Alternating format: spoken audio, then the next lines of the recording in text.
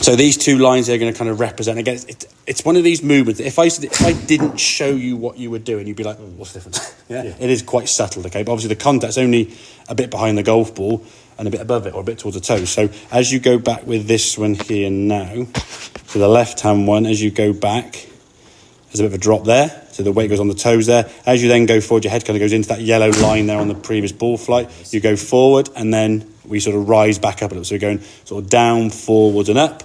And then as you come back in the golf ball now, you then got to try and pull away. Well, if you're pulling back and away into the golf ball, there's a lot of variables trying to adjust to that. It makes it quite tricky to strike. And that left arm, I say, quite high, trying to pull the elbows in. This one on the right-hand side here now, as you go back to the line on that ear there. Yeah, that's looking better. So the head's now not moving there at all, is it, yeah? So you're rotating into that right hip better. Top of the backswing looks for me a better position. Your elbow looks down just because it's more of a rotated turn rather than you trying to pull the elbows in and get that restricted, tense look.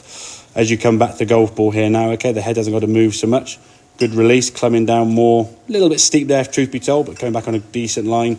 And through, as we said, they're going to be slightly thin when it's better because you're used to having it kind of going in and up here and then having to sort of do something. You either sort of pull back in here, you pull back a little too much, toe ends off the side there, or these ones here, yeah?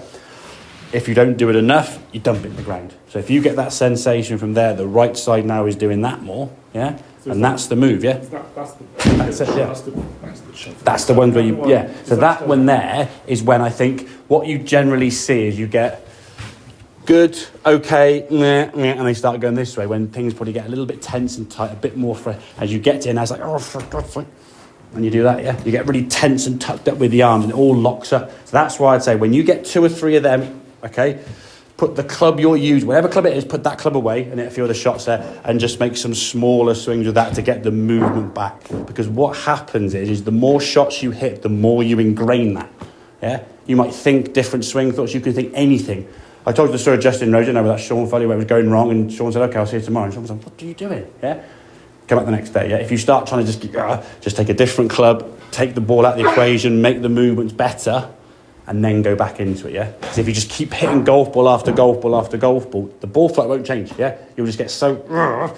And you'll go back into, I'm trying harder, you'll get tighter, more tense, can't move as much, and trying to turn when you're tense and tight, no chance, yeah? And then you'll be all locked up, and it just gets worse and worse and worse, yeah? But that right hip's the movement, yeah? And I just stand there and do that, yeah? Turn into that right hip as much as you can, get the club working around you more, yeah? Rather than up and in that way, okay? But is that